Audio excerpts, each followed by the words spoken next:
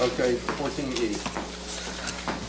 Discuss and consider for action giving staff direction on any executive session item listed on the September 26, 2013 regular agenda. Do I have a motion? What?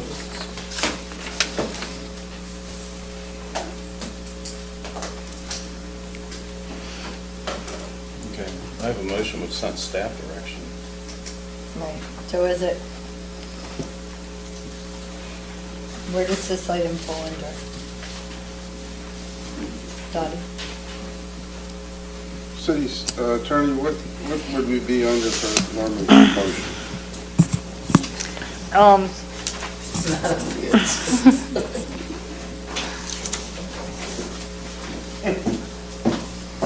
Are we missing the item that says council action from executive session?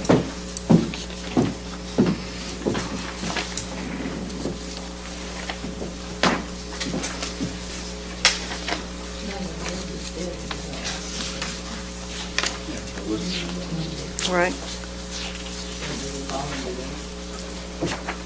It should be giving, it should just be any action on any executive session. It should be scratched, action, it should be given, just giving staff direction should be scratched in E. Can we read it like that? Is it possible? Well, it really is not posted like that, so you can make... Discuss and consider for action any executive session item. Right. Well, discuss and consider action on items listed on regular agenda. That was on a regular agenda. So wouldn't it be D, 14D? 14D, I think it'd be 15A. Any discussion items? 15A? Discussion items, city attorney? It fits under here. Yeah. Well, That's just discussion. No, discuss and consider for action any Well- discussion item. Yeah, but it's not is the executive session part of the regular agenda? Yes. Yeah, I think 14D would be appropriate. But it's That's the auditor's. confined to discussion items, isn't But it? it was a discussion item in the executive session. Well, it could be, you know, giving staff direction. There's always going to be staff direction of some kind on any action the council takes. Let's do D, 14D. I think D would be the right thing, Norman. Okay, Dis- let's go 14D. Excuse us for the delay. Discuss and consider for action any discussion item listed on the regular agenda of September 26, 2013. I move that we replace the city attorney. And I'll second that. Is there any discussion? All those in favor, please No. signify. I'll discuss. Because I think it's, you know, I think we kind of got off to the wrong foot with the city attorney.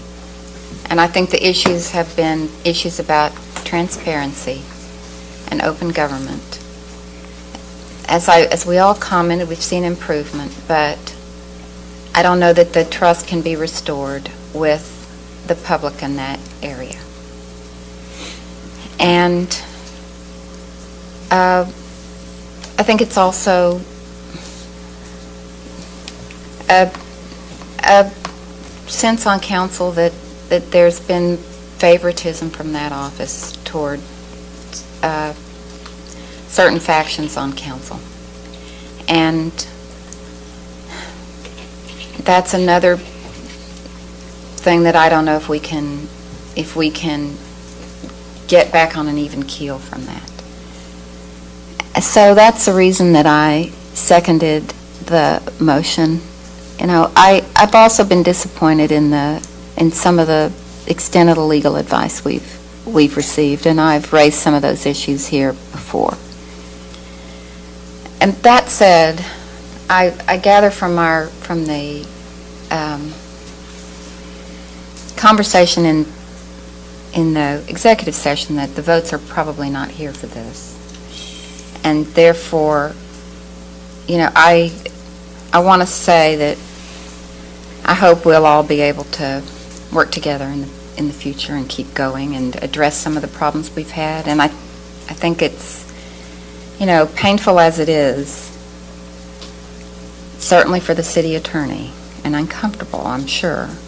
I think it's healthy for us to be honest about the issues and where we find ourselves, and I hope this motion won't make it impossible for us to work together in the future. While I find no issues of the operations in the city attorney's office, I find I have great issues with the advice that the city attorney gives to council in public and in private. To wit, Houston versus HUD decision, where a reading of the decision was the exact opposite of what the city attorney told us it said. Further, the $30,000 expenditure for what's referred to as leak gate when the risk reward wasn't there. The idea that we were going to have an attorney come in here and talk to a bunch of people and find out who did it and have it cost us 30 grand, I thought was just very unwise. And the executive sessions that we had earlier in this year, and I don't think that they met the threshold for private attorney-client privilege. And I think that hurt us with the public doing things in private. And we went and hired an expert.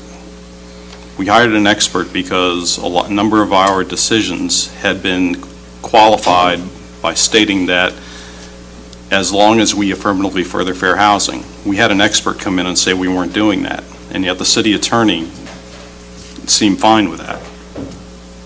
And I had my phone lit up with lawyers after that, because how can we be passing ordinances that are dependent on affirmatively further fair housing, and our own expert tells us we're not doing it, and the city attorney doesn't apprise us of the dangers. And I have no problem with the operations. I think the paper is off base when they said that the city attorney's running the city. I don't think that's the case. But I have a major problem with the way the city attorney is relating legal advice to council on a number of issues, and that's why I made the motion. Any more discussion? Mr. Alden? Okay. There was a lot said in executive session, and I think some of the things that we'd be repeating everything that was going on in executive session. I don't think the votes are there either, Dottie, to let you go. And so I'm hoping that by this vote, you do understand that there are some council members that have been very disappointed and have been hurt by your actions. And I truly mean that. And I'm speaking to you on a level of the meetings that we've had going into executive session, the questions that have been all around them about the transparency, to the investigation, to the tickets, not letting them out to the public. It would go on and on and on. And I did say that I felt like we have an image problem. And unfortunately, I felt like the legal department has helped cause that by some of the legal advice that you have given this council. And I feel that you are a crutch to certain members on this council and have made it easier for them to be able to dictate and to really run over other council members and get things passed that really should have never been passed.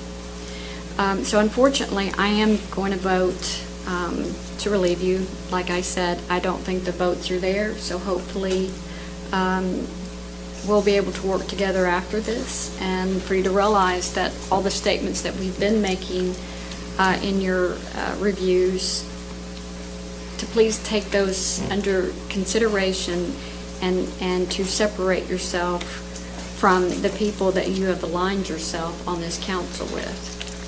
And I think that is what would truly be in the best interest of every person on this island, is if you would do that. So my request is that you do that. And if you choose not to, of course, that's your prerogative. But I think that's going to be probably your downfall if you continue that. So I'm going to have to go ahead and vote for this, and I'm sorry. Any more discussion? All those in favor of the motion, please signify by raising their hand. Ms. Tarleton, Ms. Beaton, Mr. Papoose. All those opposed, please signify by raising their hands. Ms. Banks, Mr. Legg, Rosen, and Robb. The motion fails.